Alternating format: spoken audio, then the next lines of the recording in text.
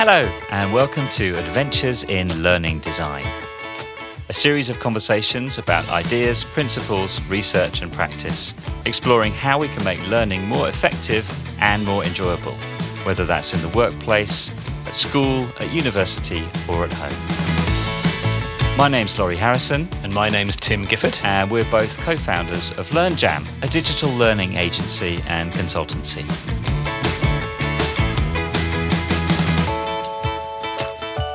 Episode 5. Positive Framing in Learning Design. In this episode, we chat to Katy Asbury, a learning designer over here at LearnJam. And it was a really interesting one, actually. She was telling us the story of a particularly horrendous sounding 8-hour hike that she did in New Zealand a few months ago. And how subsequently she was able to reframe that from a really negative experience to one of the absolute highlights of her year. And then she thought, what might this mean from a learning design point of view? And she shares her thinking and reading around what that might mean for us.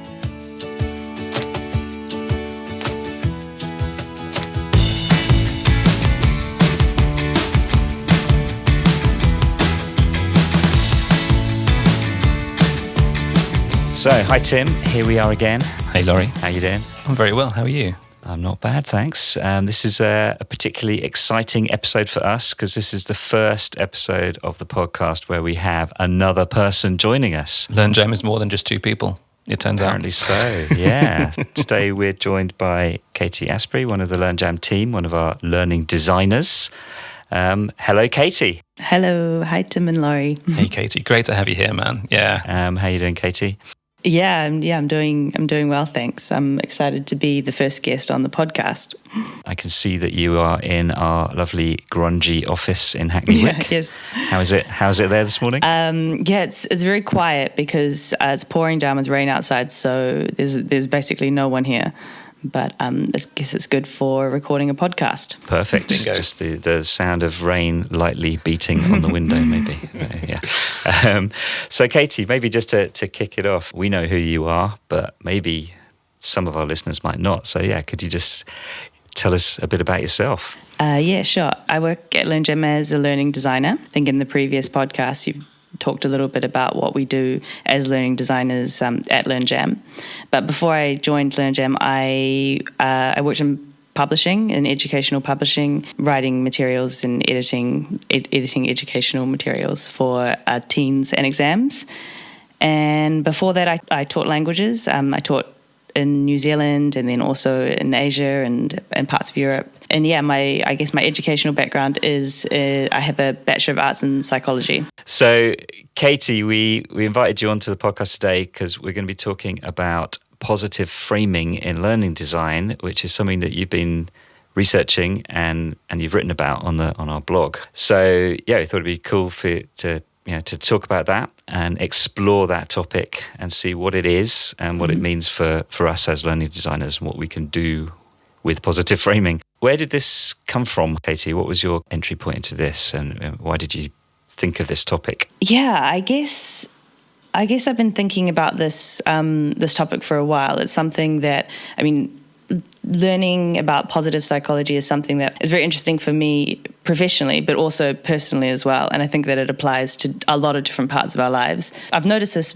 various times in my life, but one time that I wrote about in the blog that I thought was particularly interesting was about one of the most amazing experiences that I've had this year when I went for this really great hike in New Zealand. Okay, yeah, well, tell us that, because I know there's a story behind that. Take us there, Katy. Take us there.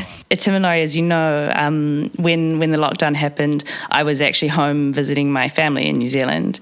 I intended on just being there for a few weeks, but got stuck there for 4 months in the end. And kind of as New Zealand went out of lockdown, I started exploring the country a little bit more, trying to sort of fill my time. Neither of you have been to New Zealand, have you? Haven't had the pleasure. No, well, I don't know if any of our listeners have, but one of the sort of the best things about New Zealand is the outdoors, and there's some really amazing hiking. And one of the top rated day hikes in the world is a hike called the Tongariro Crossing. Yeah, so it's in the middle of a national park. There's no towns around, and it's this national park in the central North Island that has a whole lot of different active volcanoes around it. And so you can hike these different volcanoes. Mm-hmm. And I think I'd done part of the hike when I was younger, but I'd never done this, and it's one of those sort of formative experiences that all New Zealanders should do and have done, and you put it on your Instagram feed and okay. Yeah. So you're not allowed to put the flag on your backpack? No, it's part of being a New Zealander. Yeah. And I'm sure actually a lot of people will know this hike because it's one of the backdrops for the Lord of the Rings. Yeah, so it's Mount Doom. Yeah. Right. Mount Doom. Pretty iconic. Okay. Yeah. Right, well that sets up the story quite nicely. Yeah. So as I said, this hike or this trek, it's really famous, and it was definitely one of the highlights of my year so far. So, I mean, yeah, to paint you a little bit of a picture, as you sort of ascend the crossing or go up the mountain, you've got Mount Ngātahoe or Mount Doom sort of on one side, and you climb up and you encounter this like lunar-esque landscape with all of these weird rock formations. It's in the middle of this like volcano with these bright green emerald lakes. You're supposed to be able to see all of the central plateau, all of the other volcanoes, and you kind of pass over this crater, take the path down into some natural bush, and then you end the hike about between 5 and 8 hours later in the middle of a rainforest. Yeah. Wow. Okay. An 8-hour hike. Yeah. It's an amazing day. And like I said, it was by far one of the highlights of my year. And I mean, I at the moment only have positive things to say about it. But yes. Yeah. So, I mean, what I haven't told you about that day, I mean, I told you all of the amazing things, but what I didn't really mention yet was the weather. So, I mean, despite there was incredible sunshine all week leading up to the hike, but then on the morning of the hike, it was torrential rain and 60-kilometer winds at the top, and I couldn't really even see like 3 meters in front of me. Yeah. Right. So there's spectacular views that you were promised. I saw. Kind of. No, weren't there? I didn't. I don't think that I had the quintessential hiking experience of Tongariro Crossing. Like, I don't think I put any photos on my Instagram because the photos were just of clouds or of me soaking wet. I mean, the winds were so bad that we couldn't even really stop for lunch. So I was hungry the whole time. I was wet. It was, I think that we passed a ranger on the way, and he said something to us like, "Don't go." Oh, wow. You see, now, Katie, if that was me, I would have been 45 minutes in, turning around, heading back to the minibus for a hot cup of coffee and a sit. Like, what? Why were you ever tempted just to turn around and call it a day? I was tempted, but I think that I just really wanted to do it. I really wanted to do it, and I wanted to have it ticked off, and it was my only opportunity. And I mean, as I tell you now, like now I can say that it was one of the highlights of my year. But yeah, as I just recalled, if you sampled different time points during that day, my real-time experiences or emotions during that period, were of pure suffering. So I mean, hiking is one of my favorite activities, but it's sometimes not very fun. Like, you have really sore muscles, you're hungry, you're tired. I was wet, I was cold. So, I mean, I'm telling you now that it was a really amazing experience. But yeah, at that moment, there were times of when it wasn't great.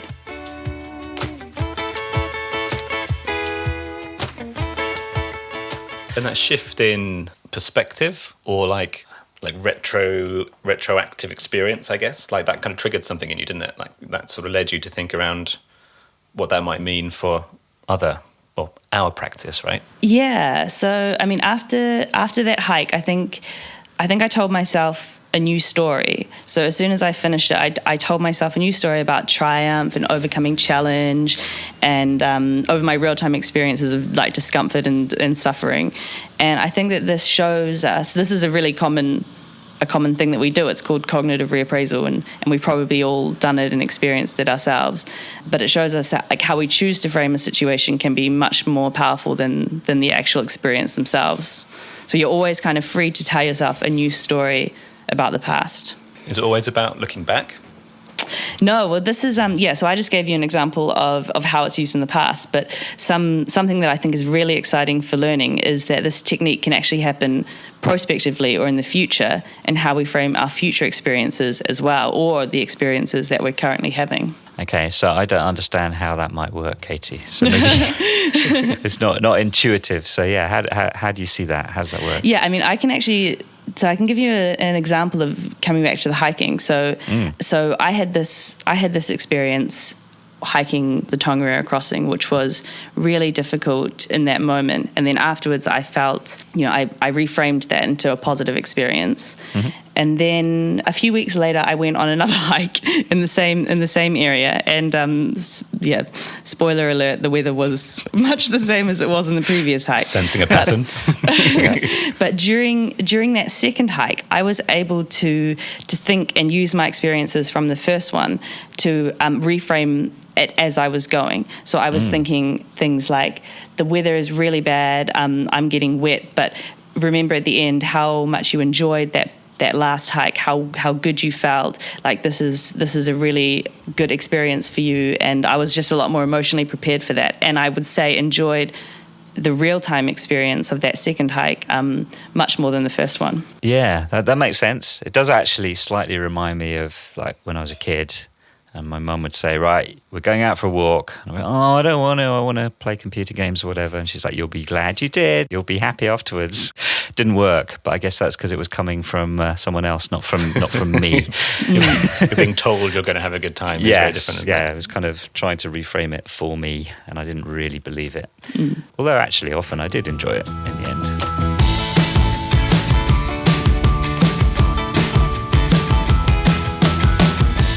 You saw, so in your blog post, Katy, and I should say the blog post is called The Power of Positive Framing, Learning Design. You kind of drew a sort of a line from your experience on that hike and how you sort of framed it after the event, and as you just described for like other hikes. And you kind of saw that there was an application there, or a way that could be applied to the learning experience as well.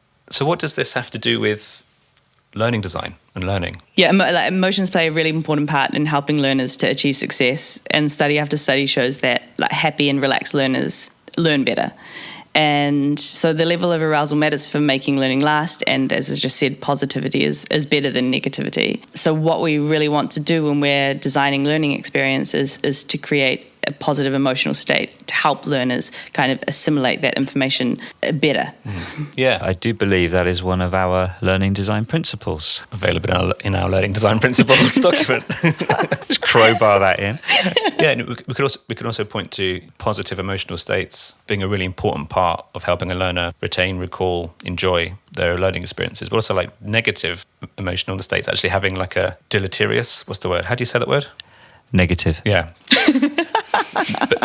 but negative emotional states actually having like a negative impact on learning, as in like on learning doesn't stick. Like you're not going to be able to retain or form connections with information or experiences that you're encountering, right?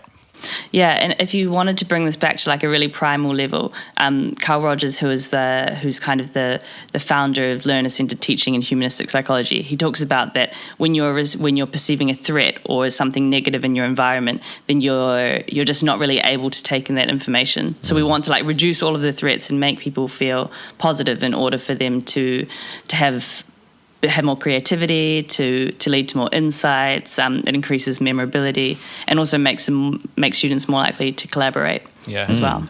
So we know that part of our goal as learning designers is to promote a positive emotional state in the learner. So let's come back to what's that got to do with hiking up Mount Doom in New Zealand?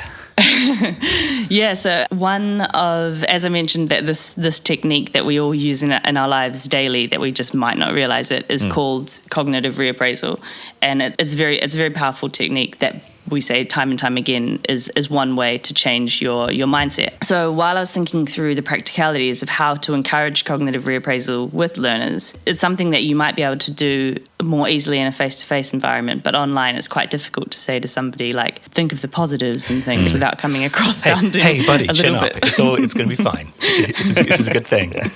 Yeah. So I thought about, while I was thinking about this, I kind of thought about a tool that we use here at LearnJam quite often, which is that how we understand our learners is that we create learner or user personas, which are based on research of the different learners that we have, and it covers things like their needs, their experiences, goals, and motivations. And I thought, if this is how we understand and empathize with our learners, is this a way that we could get learners to empathize or understand themselves a little bit better? So I thought about this idea of asking learners to create a learner persona for themselves, which kind of talks about their own motivations, predicts the challenges that they might see at the beginning of a learning cycle, and then implement different stages throughout the learning program where they are forced to reflect on that and pick up maybe what's been difficult and predict ways or strategies, or just raise their awareness of how they're feeling throughout the experience in order to encourage that cognitive reappraisal. So something about this is like fundamentally like getting your feelings out and like looking at them a bit more objectively, right? It's like rather than I'm just going to go through this and struggle through it, like let me look at that struggle. Let me kind of distance myself from it. Is that the vibe? Yeah, I think so. I think that there's something about naming the emotions that you're going through and just being aware of them in order to be able to process them and deal with them in a better way.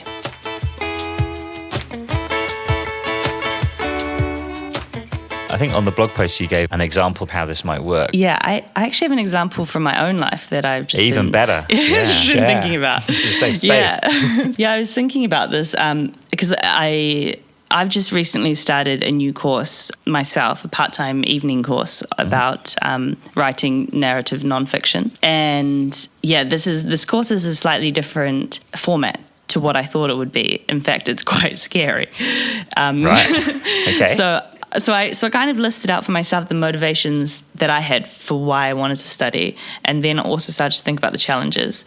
And so my learner persona is that I'm really motivated by this idea of getting the chance to improve my writing skills, getting tips from a published author, understanding the techniques and the language a little bit more, and getting the chance and giving myself the space to practice writing.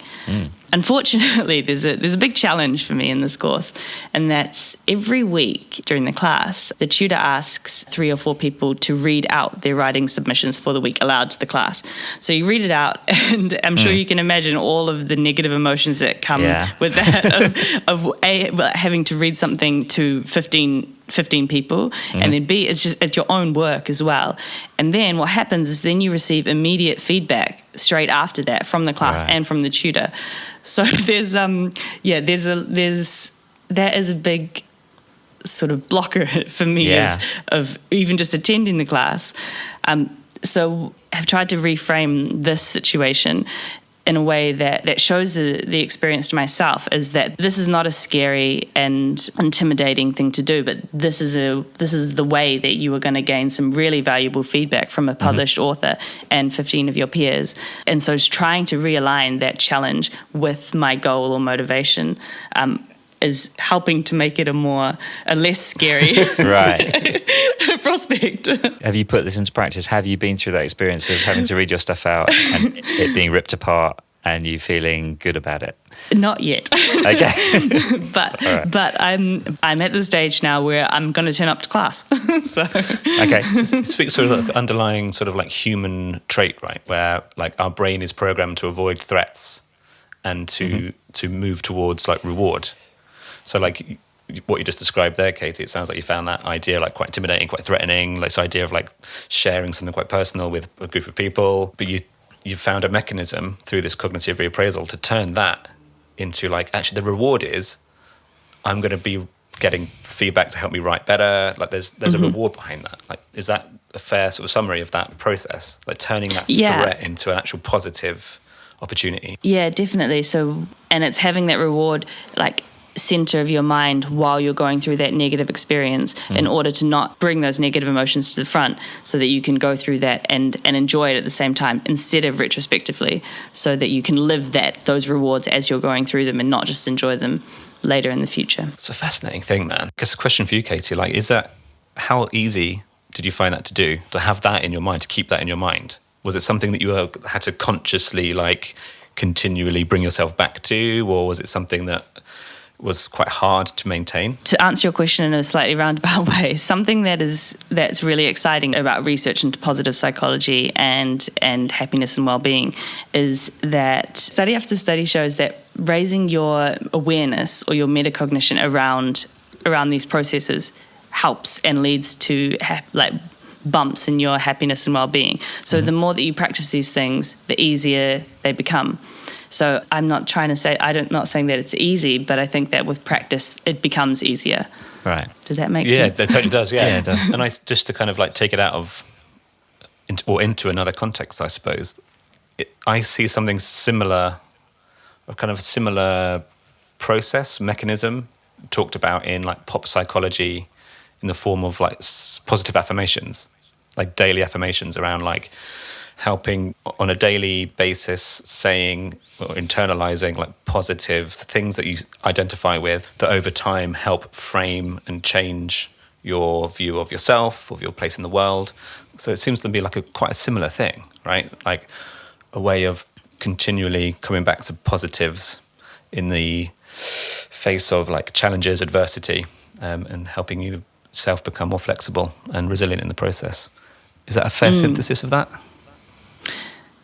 Maybe not. Check that out. No, I think...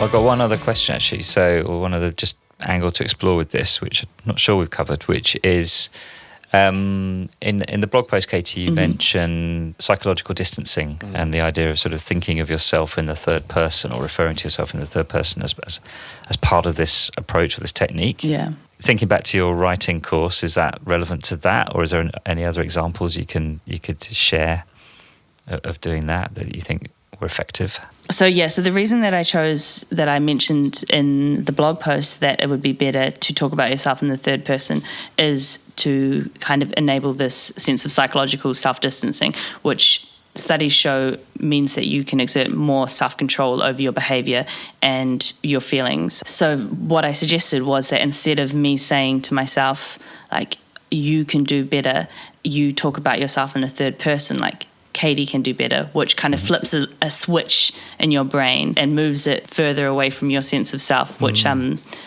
helps you to gain perspective and focus according to the science. Kind of become like a character in that journey, like an observer of that process unfolding rather than the person experiencing it in the moment. Yeah. And I guess studies show that in doing that, you're able to kind of remove yourself from that situation and think about it with more perspective than just being immersed in it and being engulfed in those emotions. So if you're able to distance yourself, just think about it more rationally, then that will help you processing.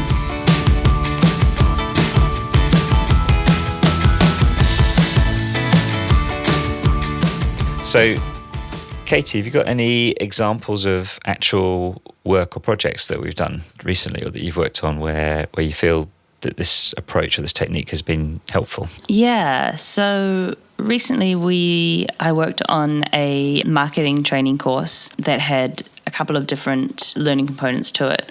And one of the main components was that at the end of learning these new techniques, the students, in this case professional marketers, had to go and apply these techniques to a project or a presentation or some sort of marketing collateral of their own. And as you can imagine, I think that there would be some hesitation around dedicating time to this from these learners. They're busy people. A lot of the messaging that we used to encourage these learners was about helping them to see the value of what they were doing in that moment.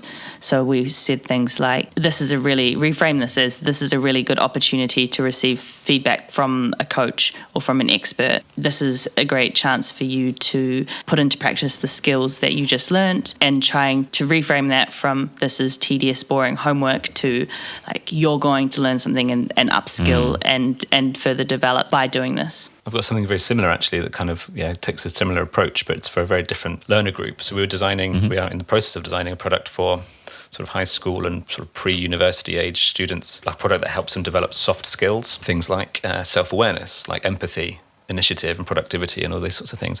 And they develop those in the process of understanding how various different professionals do what they do. So, for example, like learn how a designer does what they do by learning good observation skills, developing drawing skills, problem-solving skills, and in doing so, you are kind of building or developing your own like self-awareness and critical thinking skills. And part of that process is we get them to respond to challenges. We give them a challenge, for example, to go out and draw something in their environment or identify a problem in their community, for example, and think about like what solutions could you come up with to solve that. And all of that self-guided experience leads to like a live session with a coach and a group of their peers. But we also acknowledge that that's quite an intimidating thing to put in front of somebody. Like, at the end of this week, you're going to be in a live Google Hangout with like a coach that you've probably never met and some learners that you probably don't know. So like, that's quite an intimidating thing. So we are trying to form the messaging around that as that session is a really good opportunity for you to like share your idea in a safe space. And by putting it in front of other people, you may learn from their feedback or from what they're sharing.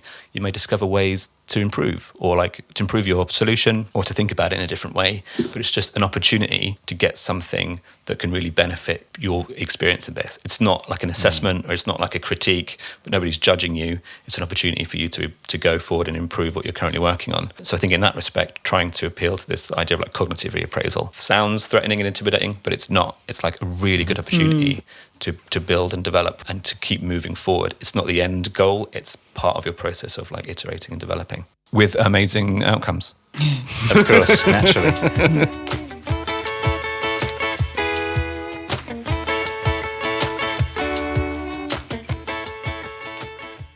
Have we got any thoughts or ideas about if someone is in the process of designing a digital learning experience or an online course? Are there any other tips or ideas that maybe we could suggest that people could try out? Yeah, I think that going back to the very beginning of the design process and really pinning down and understanding your learners. So some of those things that I pulled out as what I would create for my own learner persona would be things like uncovering their motivations, why they're studying, what's going to motivate them, and then also seeing the challenges that they will face. Like, are they going to be time poor? Are they going to not be able to access these materials everywhere?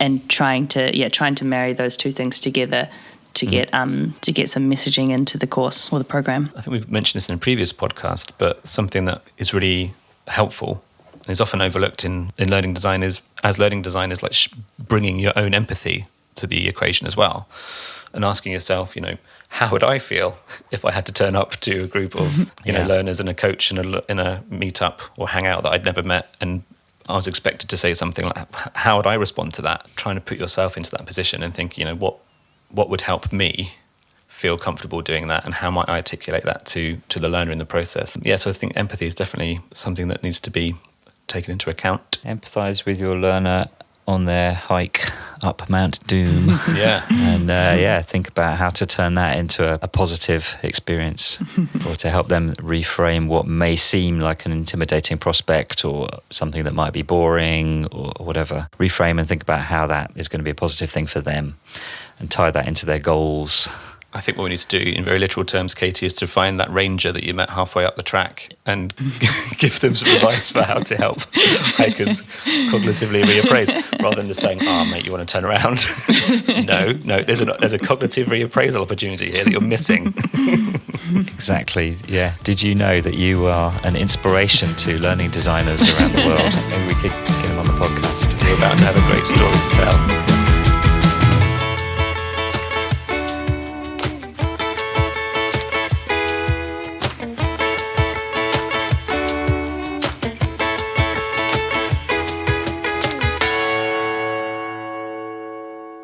If you'd like to read Katy's blog post that we referred to in the podcast, there's a link to it in the podcast description below. And while you're at it, why don't you follow us on social media? You can find us on Twitter at LearnJam Tweets and on Instagram at LearnJam Insta. Adventures in Learning Design was brought to you by LearnJam. To learn more about what we do and who we do it for, and to download your own free copy of our learning design principles, head over to learnjam.com.